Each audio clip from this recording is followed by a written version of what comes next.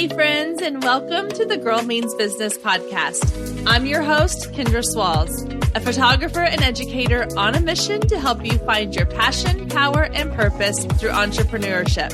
So let's jump right into today's episode because this girl means business.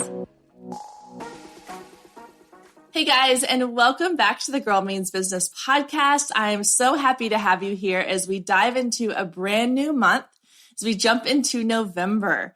Now, I know for a lot of us, 2020 has drug by, but I feel like this last month or two is flying, and I know a lot of you feel the same way, but I am ready to get to January. Let's get 2020 over with already, and we are only 2 months away from that as we start off the first week of November. I am super excited for you to be here today because we have a really fun guest. I'm chatting with my friend Lauren from Salted Pages, which just the name of her business alone makes me smile because it's one of my favorite business names and it fits her and her style and her personality so perfectly. So I met Lauren earlier this year when I was looking to have some copy done for a few sales pages, landing pages, and I also did her branding photos for her business. And so we've spent some time together getting to know each other and becoming friends. And I just absolutely love working with her. And she's super talented at what she does. Today, she's going to be sharing with us some tips on creating copy within your branding.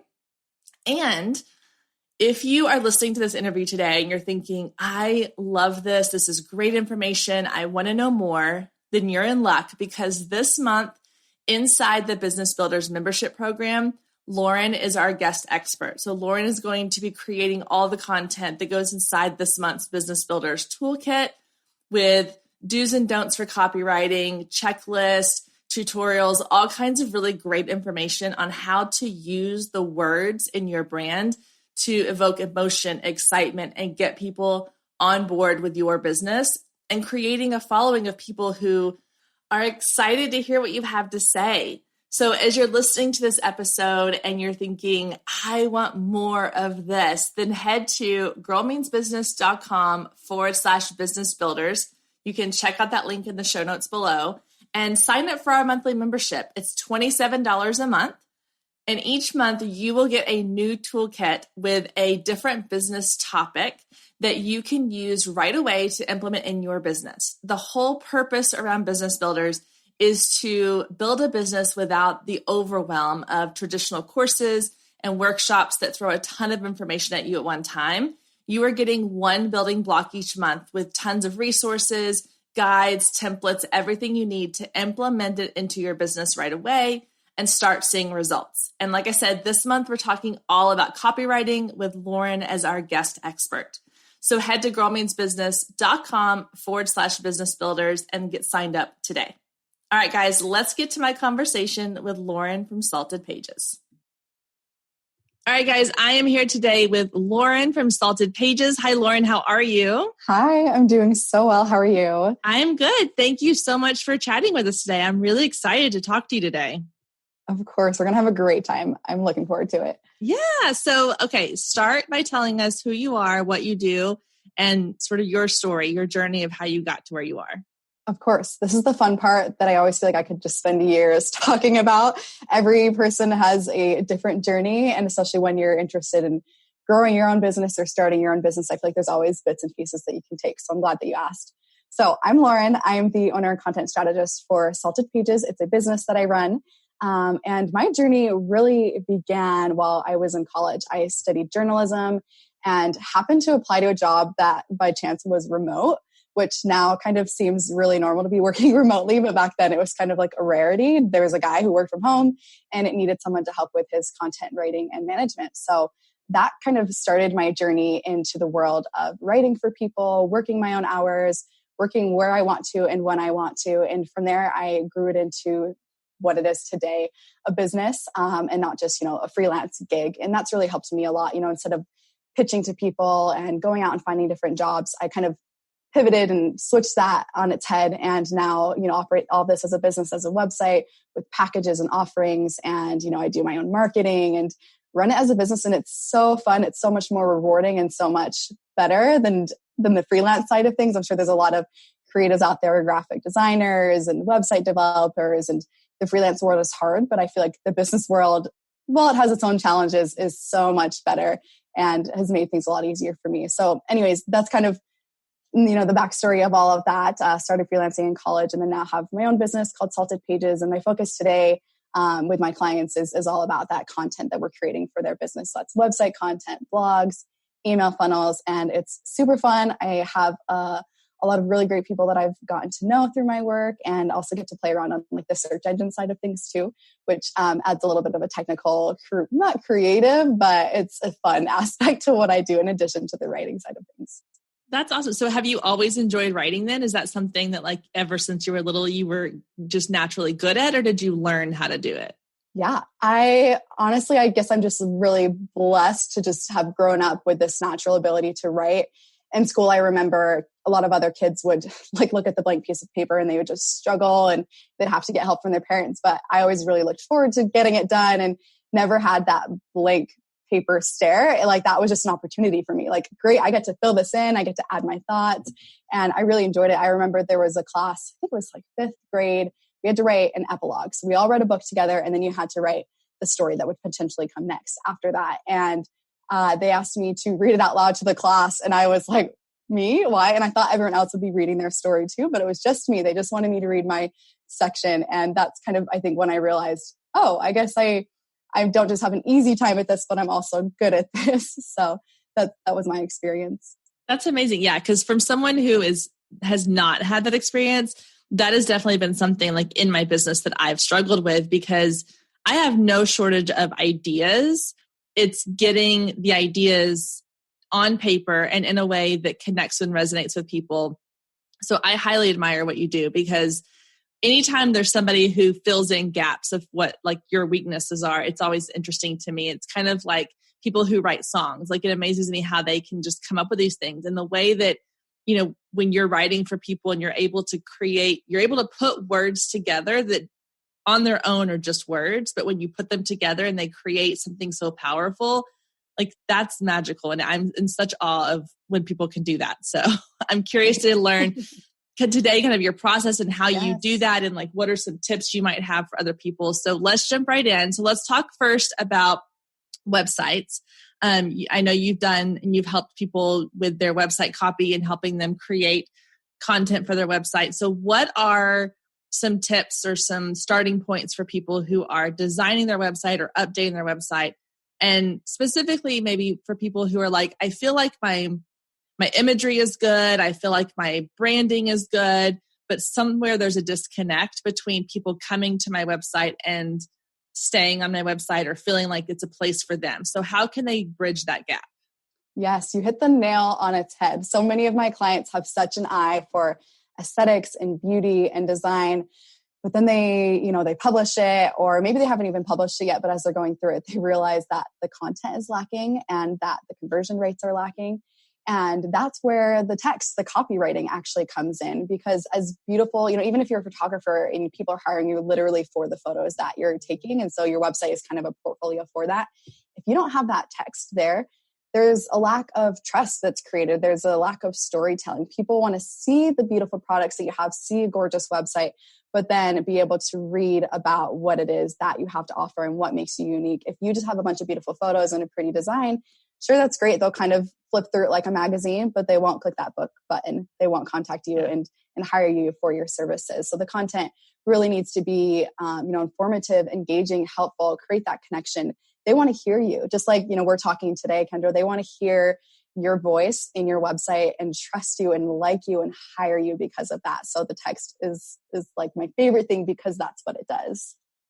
Yeah. I talk a lot about like the know, like, and trust factor, and the fact that if they've come to your website, then they know who you are. Obviously they know you're, for example, a photographer, but then the like and the trust part is where a lot of people lose audience members on their website, because, and I see this a lot with photographers, and not to like target photographers, but since I know that industry so well, and because it's such a visual, and videographers are the same way, and anybody that's really a visual industry is I've done a couple like website audits where I'll kind of go through and I'll review their website, and they'll have the most beautiful images, but there is little to no text. Or if they do have text, it's things like, hi, I'm Kendra and I'm a photographer and I would love to capture your special day, or your family is amazing. Let's capture your family. Okay, well, that's good and great and the photos are beautiful, but what else do we need to have? How can we create copy that's going to make someone go, oh my gosh, this person's talking to me? Because those are the websites that I connect with, are the ones where I go to it and I'm like, oh my gosh, she's talking directly to me. Like, it's like she wrote this talking to me. So how do we get that onto our own websites? Yes, that's a great question. So I think as, people who are just very much in the deep water of our businesses, it's hard to get that outside perspective and to remember what it's like to be someone who is not an expert, who hasn't hired someone who does what you do. And that's where the need for having that super clear, transparent, and informative copy comes in. So although it can be helpful to talk about like you and your family, include some of those details maybe on the about page, the real things that you need to include need to focus on your client. So on the homepage, for example, like the first thing that I always recommend that people see is a super clear phrase that describes like exactly what you do, what the transformation is, and who you do it for. So for example, I wrote for a hair and makeup artist, and her original site, I think like you would just kind of go in and it would say, like, I'd love to work with you, we'll doll you up, make you look gorgeous. But it was a lot of like we and my and like my services. And you often need to pivot that and focus more on the clients to talk about like you and like your wedding day or what it is that like they need. So for her site, like the first thing that we wrote was mobile hair and makeup artistry that makes you feel stunningly confident. Because with the process with her, we realized that her clients, yes, they were hiring her for hair and makeup artistry, but like they wanted that because they wanted to be like spot on and confident and poignant for their wedding day or for their photo shoot that they're having for their business. And so that first thing that they see, that clients see now when they go to her website is all about like what it is that they'll get from working for her. So you see what it is that she does, mobile hair and makeup artistry, but then you see how it's going to help. And that's the fact that it will make you feel stunningly confident. So as your business, like you can think about what is it that I'm doing for them and how can I just like put that in like a phrase that will catch their attention. So that's like the first thing that I'll include on a header image or something like that as you're scrolling in. So it's eye-catching, it's engaging, it tells you like right away what they do. And then just below that, I always have a more detailed version of like a mission statement or a value proposition where you're explaining in more depth, who it is that you work for. So like if you're a copywriter for the wedding industry or you're a brand designer for maybe, what would you be a brand designer for? Just like local businesses or small businesses, women-run businesses, whatever it is, you want to expand a little bit more and talk about like what you do, who you do it for, and the transformation it provides. Like those are the three things you want people to see right away, and you want to make it about them. So try using less of we and I and me and more you and your, and this will make you feel this, and this will help your business do this. So that's a big piece of advice that I have when it comes to that homepage and the first piece of content that people really see. Yeah, I think that part about the, like, what kind of transformation are they going to get? I see this a lot and I think it's one of those things where like, once you recognize it, you see it everywhere. And so when I go to other people's websites, whether I'm shopping or I'm looking at other, business websites, I see a lot of that like technical jargon as well. It's like, well, we do this and we provide you with these tools and we use this cleaning product and we do this, and we do that. And then I'm sitting there going, okay, but how does that help me? Like, how do I know, like, what am I going to get out of working from you? And kind of going back to the photographer thing, I think a lot of people assume, well, they're getting beautiful photos and that's what's on my website. But I think you have to go deeper than that. You have to go below the surface and say, well, it's more than just you're going to get great family photos from this.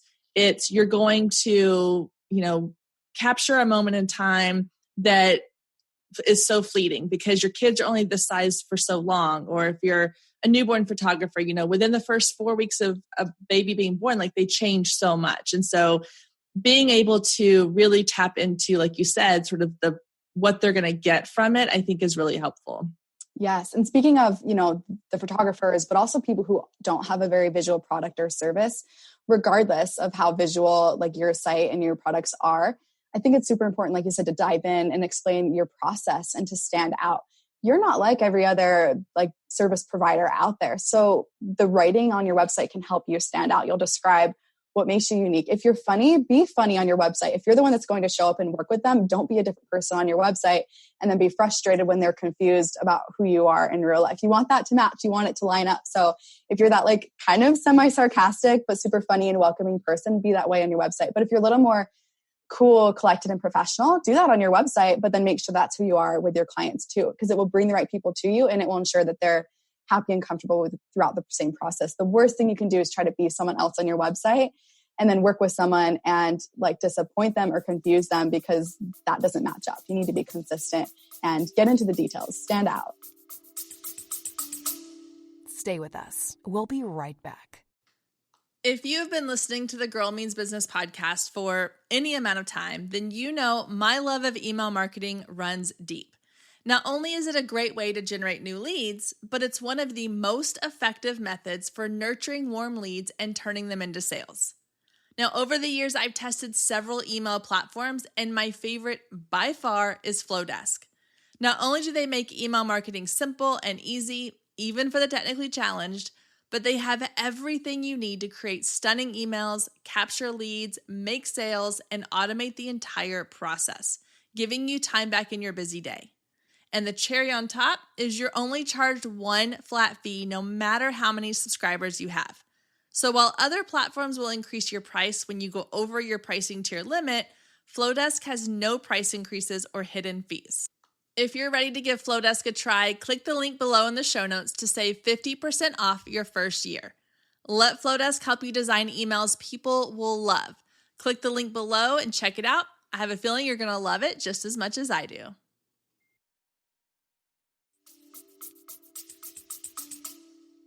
So if someone is sitting in front of their like blank template of a website and they're thinking, okay, this is all great information. I know what I should do, but how do I actually put it into words?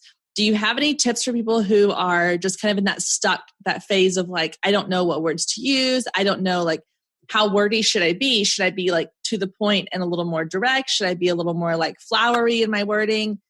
Like, how do you kind of find a balance? Are there any sort of keywords you can put in there that are going to evoke certain emotions? Like, where's the starting point as far as that blank piece of paper that you kind of talked about earlier?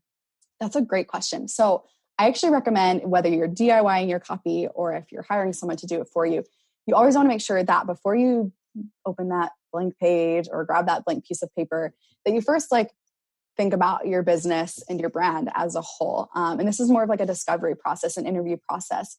So there's questionnaires. I could share one with our listeners today, but there's questionnaires you can answer about your brand and your business. Who is it that you're trying to serve? Who is your ideal client? So there's some questions before you even start writing. You want to make sure that you have a clear understanding of. So with my clients, for example, we do a brand questionnaire and a services questionnaire where before we even talk about like writing anything, we're just getting to know them, their business. What is it that you do? How do you stand out from your competitors? Who is it that you serve? So you want to make sure you have a clear understanding of your business and who you're serving before you even think about writing. And once you've done that discovery process, you've gotten into the nitty gritty of like who your brand is as a whole and answered those hard questions, then you can start writing and take that information and integrate it into your writing. So that when you open that page and you're starting to work on your homepage and you're thinking about, okay, I need that like clear phrase up front. I need that mission statement. Then maybe I'm going to have an about section. You can refer to your little like brand discovery questionnaire and make sure that that matches. Like, is what I'm writing right now, is that relevant to who I just decided my ideal client is? Does that fit with this audience that I'm trying to serve? Is there something else I can come up with? And the other piece of advice that I have, in terms of just getting that done and starting to write is really just to start writing. Don't worry about being too wordy or using the right words per se. It's just a matter of like starting that flow. As soon as you get into it, then the sooner you'll start to your brain will turn, you'll start to think things through. And after you have that first draft done, you can dive back in. It's not going to be perfect. Maybe you'll realize that you were a bit repetitive or wordy and you can start to trim it down. Or maybe you use the word good and fun, but then you realize there's probably better words that I can use instead of those. Pull out your thesaurus, thesaurus.com. I have it open for every copywriting project, and look up synonyms, look up other relative words that match better to your business and the people that you're trying to serve and that you think will be relevant to them. So to start writing, and then you can adjust and fill in the blanks after that's done. I think that's great advice because I know I've struggled with this and I'm getting better with this, especially when it comes to like my email content, my blog content, where I used to think that I had to sit down and it had to be perfect the first time. And that would stop me from doing it. It was that, perfection paralysis. Like I thought, okay, well, I would see, it's that, I don't know what you would call it, but like that illusion that everybody's done this perfectly the first time when you really don't see the 30 other drafts they had before that. So just letting go of the idea that it has to be perfect the first time and just getting something down, a framework of some kind that you can work with, and then going back and editing and revising and looking for those words. I know that's something that I've been trying to do more of and not worry about getting it perfectly done the first time. So I think that's a really great tip, is just to put it out there, just start writing. And also, from someone who's working with you and I've done your questionnaire, it really does make you think, because with my photography business, I know my ideal client. I know what her pain points are. I know her inside and out. But with the Girl Means Business podcast and the Business Builders membership that I'm starting, this is a whole new, brand for me. And I'm having to dive back into all those things. And it really made me think about who I'm serving and how I'm serving them and what their benefits they're going to be from working with me. And so taking the time to do that is huge. I think it gives people a lot of clarity, but that's a step that they sometimes skip because they want to get to the pretty stuff. They want to get to designing the website and putting it out there and getting all their content up and going, when really, in order for that to be successful, you've got to do the work first. Yes. And another thing that has helped me is after I've done that discovery process and really answered and fleshed things out in terms of my brand and who I'm serving, before I start my draft, I actually will write down a list of adjectives. So words that I think like describe my brand and could be used to accurately describe my services. When I launched my website, I had a whole list of things from flavorful to engaging and poignant. With my brand being Salted Pages, I wanted things that reflected that and had that fun personality. And that really helped me. So that way, when I started writing, I could refer back to that. And that would remind me of that super just playful side of my brand and I could make sure that I include that in my copywriting. And then I also, in addition to the adjectives and the main words I want to use, I'll also start with a mission statement, which sometimes can get you stuck. I know it's gotten me stuck because the mission statement is kind of the first thing I'm going to use on the home page. It's what I'm maybe going to flip around and use on Instagram too. And because it is so reflective of the rest of your website, it can be a sticky place. You can really get stuck there. So if you're struggling with that, maybe go to your services page.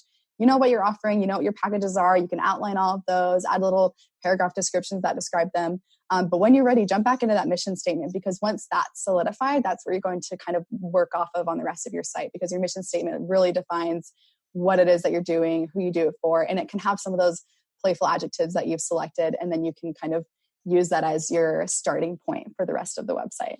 Awesome. Okay, so we've talked about the mission statement and the the little phrase and all that kind of stuff in the About Me section.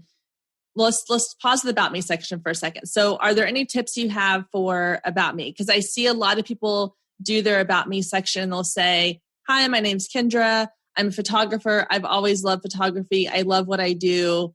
Can't wait to work with you. But that doesn't really tell anybody about who I am as a person. So what tips do you have for that About Me section to help make it so that your audience feels like they really are connected to you? Right. That's such a good question. It's something I address so many times with my clients. So with the About section, I think of this in two different ways in terms of where it's placed. So on the homepage, I always liked lower down to have a little About snippet that's kind of like an introduction, and then it will have a link to your actual About page where you can expand a little bit more. So in terms of the homepage of what to include there, that can be, more of that personal introduction, just a shorter version. But on the more thorough, detailed About page, I like to do a little bit of what you said, but to expand and add some more personality. So yes, you're a brand photographer. You want them to know that no matter where you are on your website. But also you want to get a little bit more creative. Like me, I don't say I'm a copywriter. I say I'm a dog-loving copywriter. It just adds some fun, some personality. I'll get hired by people who like dogs, and in my questionnaires will add information about their dogs to include on the website. So that has helped me not only connect to my ideal clients, but it adds personality into my About page. So there's some fun things you can do like that, include some of the favorite things you like to do, where you're often spending your time. Like if you're a photographer, where are you editing? Like, are you on the couch with T-Swift in the background? Are you at the beach? Kind of give them a feel into who you are and what it's like to work with you. So that's a fun thing you can add. And I always like to do a mix of both, adding personal background information. So on my website, I talk about like my dog and my love for travel, but then I also talk about my passion for what I do. I feel like that's super important, especially on a website where you're trying to, add your credibility and get people to hire you. Yes, as much as they potentially like to get to know you and be friends with you and know, like, and trust you, they also want to see your passion for what you do. Like, why should they hire you for X, Y, and Z? So on the About page, I like to go a little more into detail into like maybe like your background. Like, do you have a degree? How many years have you been doing this for? Why did you start your business? And then really touch on your passions. Like, what about this business? What about what you do drives you? When your clients see that and read that on your website, they'll be like, wow, I can trust her with this. She's going to take that and treat it like her own. And I am so excited to work with her. So by doing that on your About page, by including both your personal background, but then also your passion for your actual business and what you're doing, is going to add that know, like, and trust factor that will result in leads. Stay with us. We'll be right back. Hey photographers, are you ready to make 2024 your best year yet? Growing a business is tough. You're following all the successful photographers and experts, soaking up their best advice and downloading all their free guides, trying to replicate their success only to come up lacking, blaming yourself when their methods don't work for you. But the truth is, it isn't you. Free content and one-size-fits-all courses can only get you so far. What you need is personalized help and guidance, but that can get expensive. Well, not anymore. I've created the perfect solution to get you personalized results for less than $2 a day. Introducing the Focus Photographer Lab, a one-of-a-kind coaching membership that gets you one-on-one results for a fraction of the cost of traditional coaching.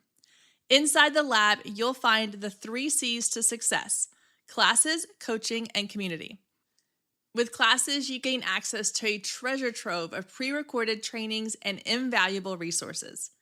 With coaching, you get monthly live trainings and Q&A sessions, along with my favorite part, the weekly one-on-one office hours, where we get to address your unique questions and challenges.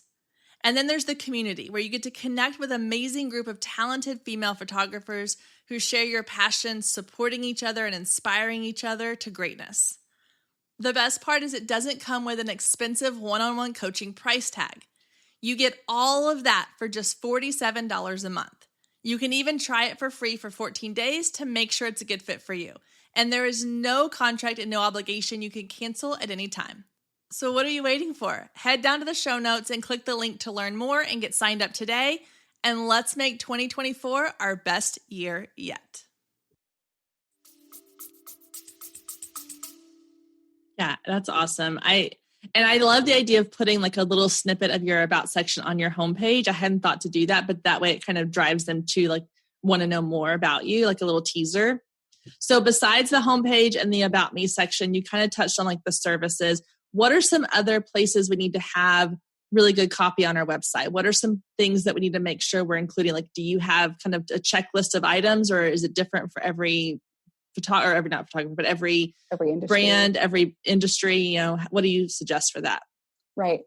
So I feel like there is a general standard checklist that you can use no matter what you do. But that being said, the biggest difference that I find with the clients that I'm working for is whether or not like they're a one-woman show, it's a personal brand, they're a photographer and it's all about them, or are they a realtor? Are they a big nonprofit organization? That will kind of switch the type of content that you include, how casual versus professional you are. But really, in terms of like how much content you need on all of your pages, if you want, your clients to know, like, and trust you, if you want them to see your credibility, see that authority, and as well as improve your search engine rankings online, the more content, the better. But of course, you want to make sure that it's good content because your clients will be seeing this.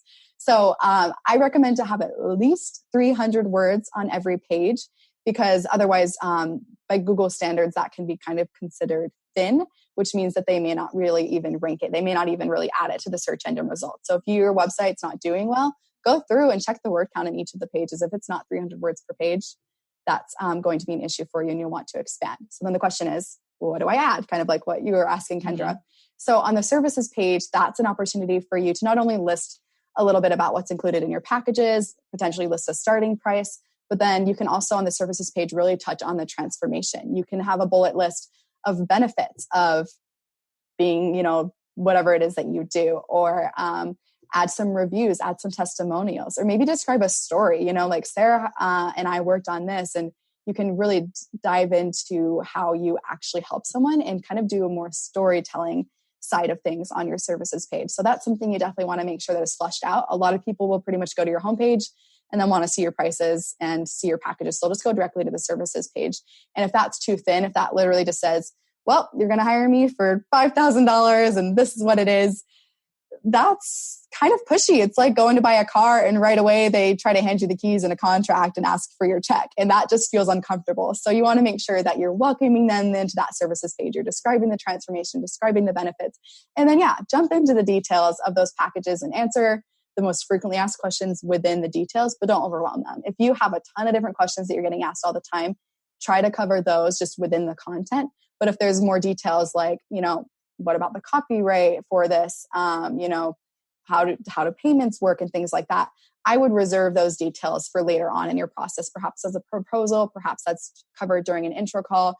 You want to provide the information, but you don't want to overwhelm them and provide too much information that just gets into the nitty-gritty of things. Yeah, I like your car example because I've used this before, but I think like car advertisements, car commercials are a perfect example of how you can sell somebody on the experience, on the results they're going to get. Because you think about, I think it's Subaru that has like, they're big on like the outdoor and the finding adventure. And you'll have like a couple who are on like a main road and then they decide to take this road, this kind of offbeat path, and they find adventure. It mentioned nothing about the nuts and bolts of the car. It didn't talk about, how the car was made. It didn't talk about, the type of steel that's in there or the type of whatever. They didn't talk about payment plans. They gave you a glimpse into the experience you're going to get. And then when you go into the dealership, that's when you get kind of the nitty gritty. And so I love that comparison of, you want your website to be that experience. You want the website to be what kind of gives them the shiny parts. And then I have like a welcome guide that when someone inquires with me, they get a link to a welcome guide that just gives them a little more kind of the next layer deep of what they need to know, a little more of the nuts and bolts and how things work. And then they can decide if they want to book with me or not. But yeah, I think that's a great comparison. I like that a lot. And you know what? I want a Subaru because of those commercials, because I am into the outdoors.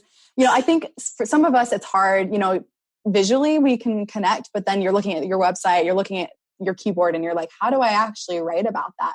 And that's where I would say, to think back to how you talk to your clients, think about how you talk to people on Instagram. What are you writing in your social media captions? That same kind of like value-based content and informative, engaging conversation style writing, you can use that on your website. Even if you have to do like a dictation of your writing where you're thinking about your services and what you would say to a client about your services, grab your like voice recorder and just start talking, and then use that later on as you start writing, because that'll give you more of that conversational, casual tone, which I feel like a lot of us smaller service-based businesses are more about. We're trying to be personable, relatable. We are the people working with our clients. So by, doing voice to text or whatever it is that you have to do to make this happen on your website content, that's going to help you, and that'll make it more relatable for your clients. Ooh, that's a good one, because I hadn't thought about, it's so much easier for me to talk to somebody about what my business is and what I offer than it is for me to put it on paper. And so I love the idea of sort of just talking into like my memos on my phone and then using that as a way to create copy. That's a great idea. I love that a lot. And then you can cut out the extra stuff. You can cut out the ums and the uhs that I've probably said a lot today. And you can just bring it down to the really raw, juicy information. Make sure that it's in complete sentences. Add some of those fun adjectives that perhaps you've brainstormed earlier. And then put that on your website. Because I know we've all had those moments where we're talking to a client and we say something that's so like genius, or we use a way to describe something about our business, and then we forget to write it down, or we forget to record it. And then we go to create our content. We're like, oh, what was it that I said that one time to that one person that was so great and it just came out and you can't remember it? Yeah, I use my phone for that all the time. I'm constantly, and I'll go through I was listening to, this is kind of a side note, but I was listening to a radio show one day, and they had this bit where they went through the notes section of their phone and just read off like all the random notes they had.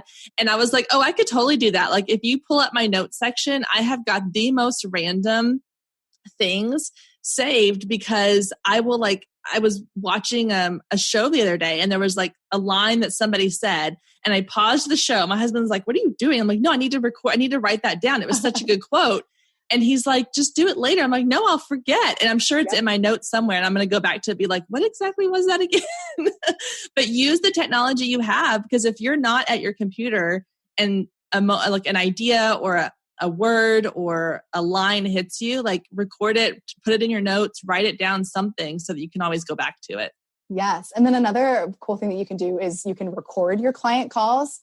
So that way, while you're talking to a client, you don't have to like stop the call, which is probably pretty important. Write down for future references, but you can record it so you can refer back to it later. And then you can also use reviews. So if you have reviews from clients where they're talking about your products, they're talking about your services, go and look at those. They're probably almost better than you are at describing what you do, because they have an outside perspective. They know what it's like to be that person who was struggling, who needed your help, and then who hired you and benefited from that. So use some of their insights and some of their wording. Obviously, you don't want to just copy and paste into your writing, but you can kind of gain insight into how they describe you. I did this the other day for a client. She is a DJ and an MC, and she said that a lot of her clients just describe her abilities really well, but she had struggled talking about it herself. So I went through her reviews and found some really cool like wording and insights as to how people feel when they work with her. And then I was able to incorporate that into the writing. And then of course, we actually use the reviews on the website too, because that's a nice social proof where we cite the client and maybe have a link to a detailed blog post that's about their project. That's such a good idea. Yeah. Cause I think, you're right. Like I've heard that before about using like going back to what your clients say, because they will. If you start seeing patterns in what your reviews are all saying, then that's a pretty clear indication of something of value that you're offering. So kind of going along the lines of the reviews, I know like a big thing right now is with these website designs is having kind of these graphics with text on it. So like I'll go to some and they'll have like even just you mentioned the reviews one, like they'll have a screenshot kind of like a review that someone put, and they'll just kind of put it as an image on their website, or they'll have several of them kind of, in like columns, but that's not getting you the word count like you mentioned. So is it better to just have the text there as opposed to having it in a graphic form that may look prettier, but it's not helping you with Google, right? Yes, that's such a good point. Don't do screenshots and graphic-based text, because Google can't quite, as of now, crawl that. They're not going to be able to count that in your word count. They're not going to be able to go through that and see whether or not you should rank for a certain topic. So I always recommend, like if you have reviews on Google or on Yelp or wherever it is, I always recommend just copying and pasting the actual review into a text box, but then having a link to the actual site, because then that adds like the authority that like, yes, this is a published review. I didn't just write this on my own. And it's good to link to other places anyways. It's nice to have for SEO links to other resources and helpful information. So that's a good way to do your reviews and include them without kind of ruining your word count or having a negative effect on your website. Okay. So then let's talk about the SEO part of this a little bit. Like you kind of touched on it briefly when it comes to the word count and not having graphics that are text graphics. So what are some other things? Because I know that's a question I see a lot in Facebook groups is about Google rankings and SEO. And what are some things you can do text-wise that's really beneficial in your website that's easy to do? Great question. So a lot of people I feel like get scared by SEO because they're thinking like, oh, do I have to know how to code? What are meta tags? What's a meta description?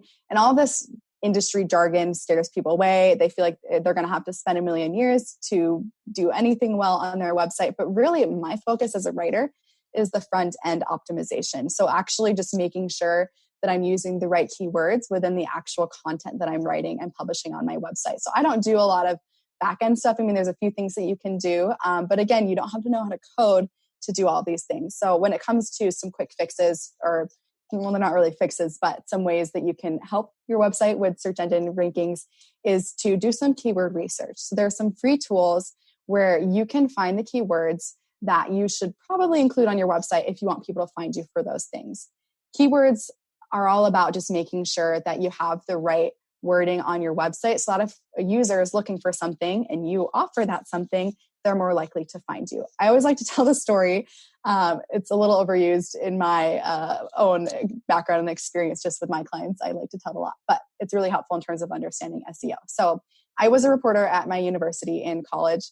Well, that was repetitive. I was a reporter at my university, and they had these articles, of course, that would publish about the football games.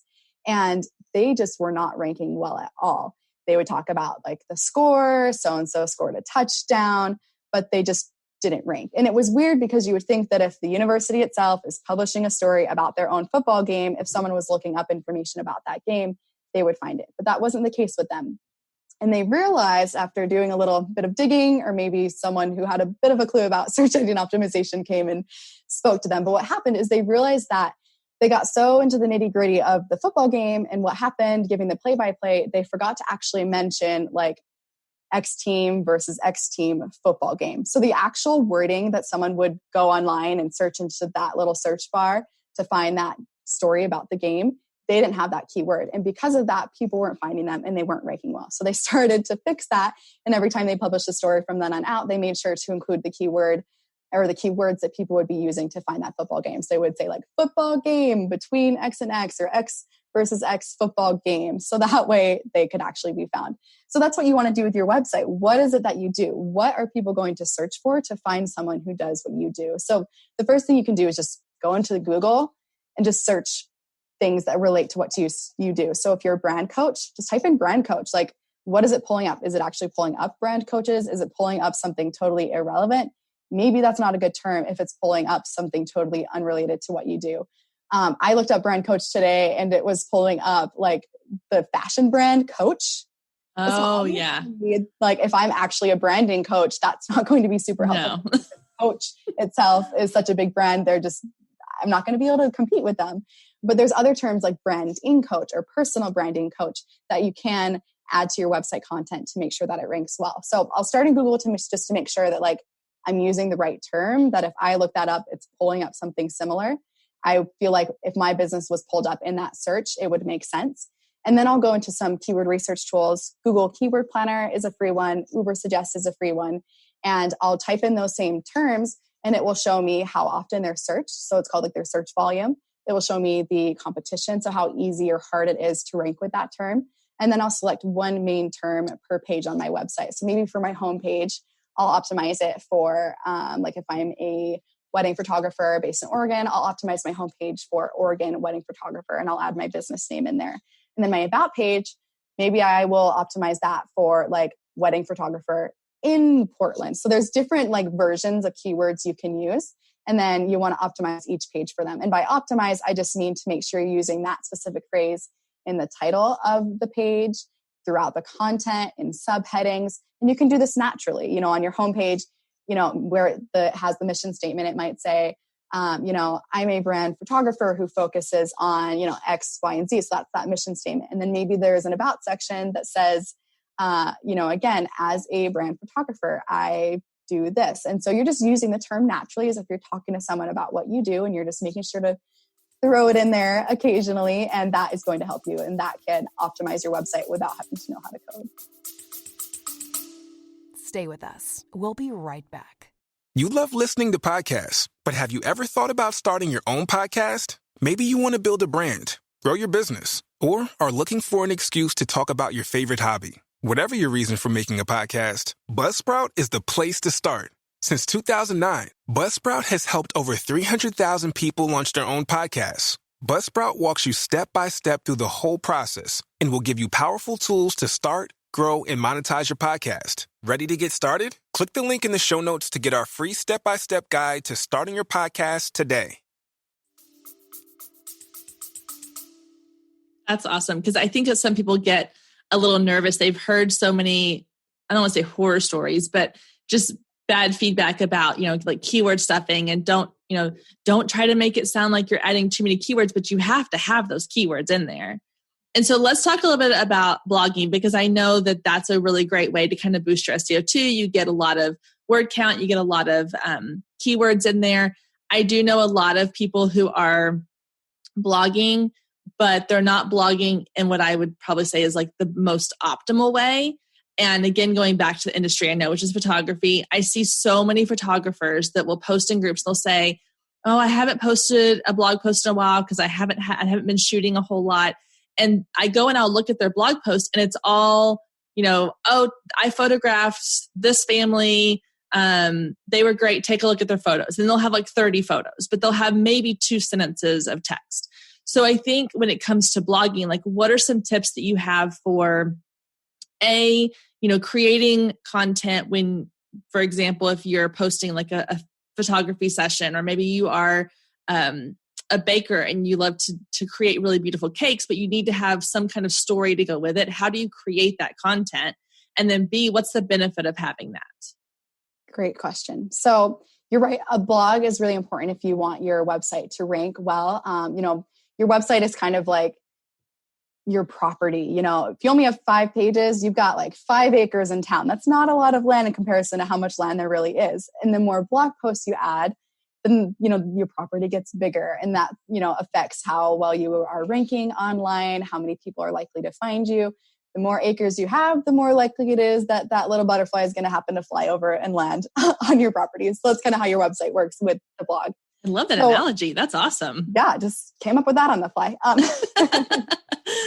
So in terms of, how do you use your blog effectively? If you're mostly using it as a portfolio, but you still want that to rank well, I actually recommend to a lot of my clients to do 2 different types of blog posts. So one is that more portfolio-based blog post where you're featuring a project that you did or a session that you had if you're a photographer, and you're adding the photos.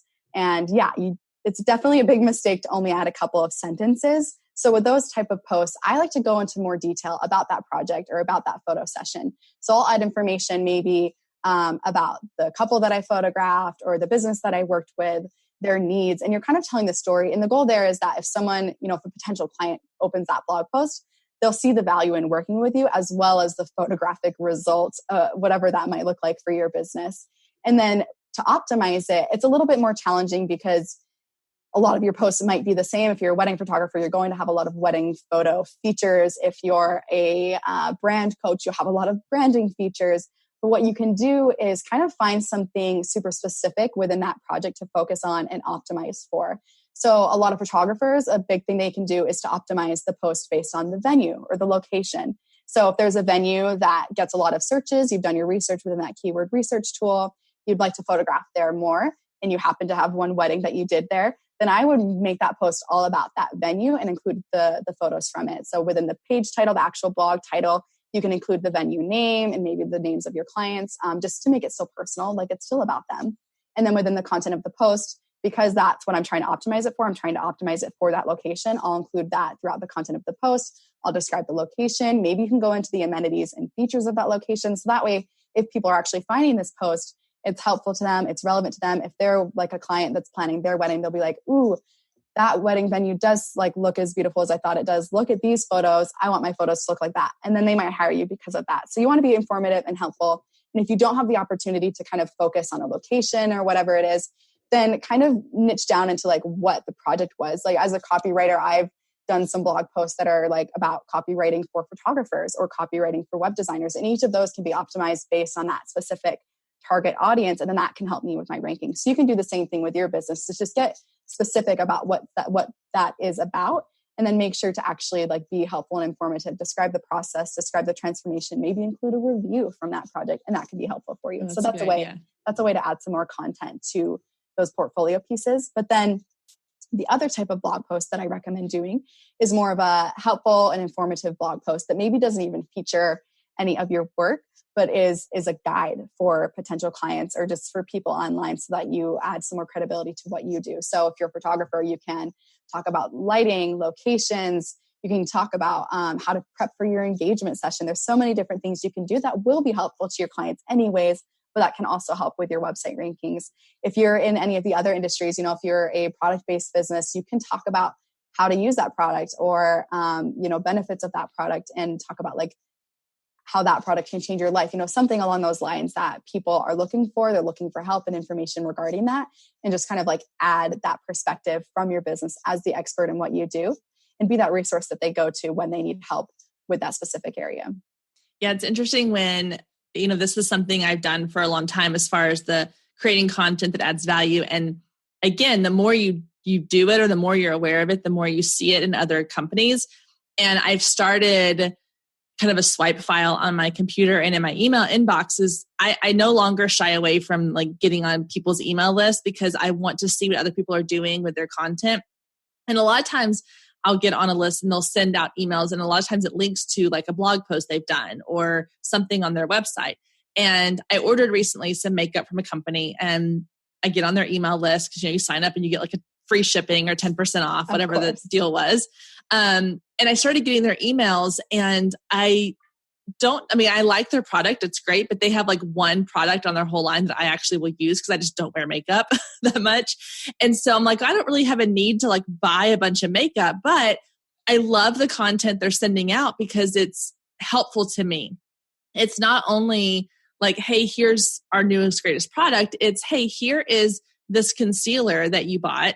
And here are like 5 different ways that you can use this concealer. Maybe you bought this color, but now that it's summer and you're going to be, a little bit darker, like here's ways you can still utilize your makeup, or here's how you can make sure you get the most out of your makeup, or here are, ways to, like, I bought one that was like a tinted moisturizer with sunscreen, and they've started sending out tips on like, hey, we're getting into summer. Here are some great ways to keep your skin safe this summer. Like, we add sunscreen into our products, but you also need to be doing X, Y, and Z. Like, don't forget to have sunscreen in your lip, in your chapstick that you put on so your lips don't get burned. And those are the things that make me keep going back to that company, because not because their product was all that spectacular. I mean, it was a great product, but it's not like earth shattering and life changing, but because they've given so much value, it has made me look forward to their emails and their blog posts and their website content when they put it out. Yes. And it's because they're not selling to you the whole time, but because they're just being helpful and informative and providing value to your life. Like, you're still there. You're still on their list. You're attentive. You're opening their emails, and you'll probably end up buying from them again. And if not, like, here you are talking about them. So obviously they're doing something right because they're top of mind. Yeah. And I think that's a great way too, like, just in general, but with copy as well, is like I was saying, I keep a lot of emails. So if I have a company or a brand or a person that I'm on their email list, I will keep their emails and use those as inspiration. So when I'm stuck on creating a blog post or an email or something for my website, I go and I look through their content because I want, that will inspire. Obviously, I'm not going to copy what they've done, but just seeing how somebody else has done something similar can inspire me as well. So don't be afraid to look at what other brands are doing. Don't be afraid to, like I said, keep a file on your desktop, or keep, an inbox, tab in your inbox, so like where you slide all those emails in there, and that way you just have kind of this plethora of things you can go back to that are going to give you inspiration. I do the exact same thing. I have a little learning category in my inbox where it's just like, if it's something I want to learn that I got an email about, or if it's something that I think could be like useful to refer to later, or like you said, just go through for inspiration.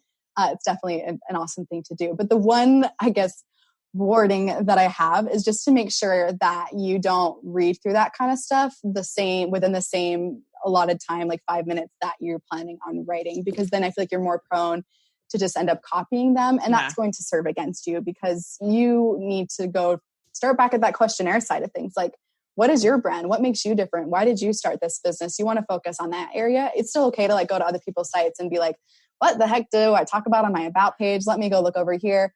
But don't use the same thing as she did. Make sure to write your own story, your own background. That's what they're coming to you for. They like you. They want you. They don't want that other girl. So make sure to stand out and not let inspiration turn into plagiarism or just becoming like everyone else in the stream of things. Oh, so good. Yeah, so true. Okay, so my last question for you, and I could go on forever, and we'll have to have you back on again because I have so many other things I want to dive into.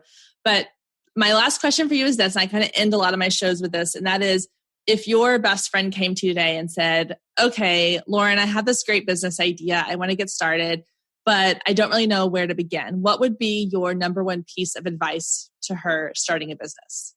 That's so good. And it's really relevant because my sister and I have been starting a business for her this week. Nice. So I'm literally in the throes of it.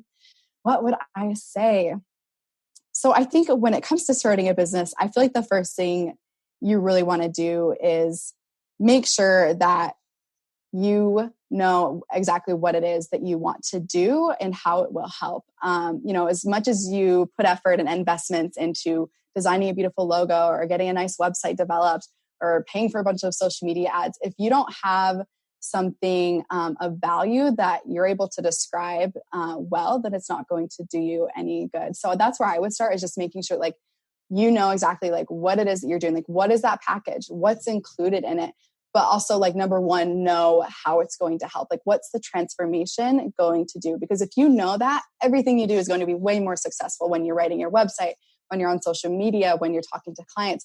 If you know that the answer to that question, like, how does this help you? How does this affect your life? How does this affect your business? Then you'll be able to serve better, market better, and just do better with your business. So that would be my number one, is just solidifying those packages. But I'll throw in an extra tip here, and that would be to just have clarity and transparency in all of the things that you're doing. So on your website, if what you do is going to help with X, Y, and Z, you want to make sure that you're including that clear, straightforward information and that it's consistent in everything you do. You want to have your stuff in order, so that way when they come to you, when you're booking clients, hopefully, and you're doing some marketing, that like you've got it down. You've got it down packed. You've practiced it. You know what it is that you do, and it's transparent no matter where you are in your business. So I know that was a little bit vague, but once you dive in, it can be super helpful. Yeah. Well, it's kind of like saying, like, make sure you come back to your why each time, like kind of that true north. Like if you know exactly the why behind what you're doing,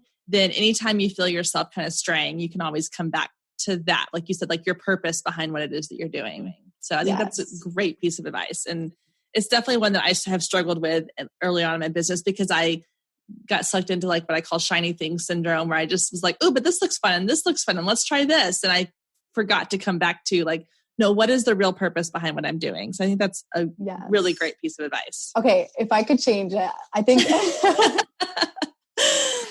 oh wait. Okay. So I think also like the other thing, when starting a business, you really want to make sure that you just start. I feel like that shiny syndrome is really real, where you're trying to learn how to do everything. You're trying to learn how to design a website, how to write, how to do Instagram, all these different things. But you need to just focus on what you do best and pick a few areas to focus on. So many business owners have come to me and been like, I'm doing all the above. I'm on Twitter, I'm on Pinterest, I'm on Instagram. And I'm like, just hold up. Like, okay, what are you even doing? What are you trying to sell? And then two, where's your audience? And just like focus on those areas that are going to be more effective for you and where you're most successful. Like you're a solopreneur at the beginning.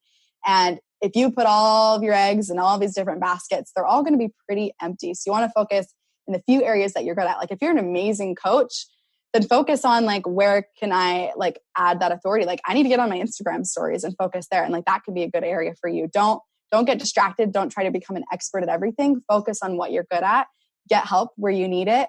But don't get distracted. Don't waste your time on things that aren't going to result in good things for your business. And I'll say that's really relevant right now, because as we're all sort of stuck at home, I've seen, the TikTok revolution. Everybody wants to be on TikTok. And I know that's not where my audience is. And so I have zero interest, like negative interest in TikTok. Like I don't even want to look at TikTok videos because I'm like, I'm able to put on my blinders now that I know like this is what I need to be focusing on.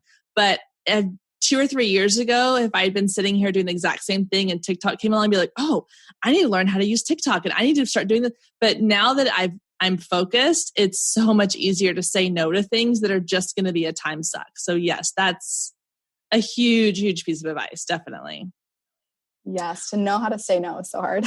No, I know it is. Oh my gosh. It's in so many ways. Well, Lauren, thank you so much for being on here today and for your expertise. Like I said, I want to have you back on again in the future, because I think there's just like a whole nother layer we can dive into. And there's so much when it comes to copywriting. But tell people where they can find you, how they can follow along with you or work with you if they decide they want to work with someone. Yes, of course. So my inbox is always open. I'm often on there chatting with small businesses, brainstorming blog ideas, or whatever it is that they might need help with. So if you'd like to connect, I'm on Instagram. It's at Salted Pages. Instead of salted caramel, it's Salted Pages, because I like to add flavor to what I do. And then if you want to work with me, I'm available for custom website copywriting projects, blog writing, and email funnel writing. But I also have a smaller investment for website audits, where you can start your website and get a draft done, but then have me look over your website, give you recommendations, feedback, as well as help you do the optimization side of things. So if you're comfortable with writing and getting it started, I can help you finish it up and make sure that it's going to do better for you on search engines. So that's awesome. That's it. Yeah. Well, thank you so much. And I just have to say, I'm absolutely in love with the name of your business. It's so fun. Like, it just makes me like want to go and do something creative. I'm like, I want to go be on a beach eating salted caramel and doing something creative, because that's what it like makes me think of. So great job with that. Thank you. I felt like as a copywriter that needed to be on par. So it's still probably one of the best decisions I've made. And tomorrow I will be eating on the beach. We're taking a little road trip down to Galveston. So fun. Well, enjoy that. Well, thank you so much. And I'm going to link to all of your contact information in the show notes so people can easily get in touch with you. And we'll talk again soon. Awesome. Thank you so much. Thanks. Have a good day. Oh my goodness. There was so much great information in today's interview. Thank you. Thank you to Lauren for sharing all of her wisdom and insights and tips. I feel like this episode had so much potential for like pages and pages of notes. So if you were listening in the car or while you were out doing something, hopefully you'll come back and listen again, take down some notes, and put into practice what she is sharing in today's episode.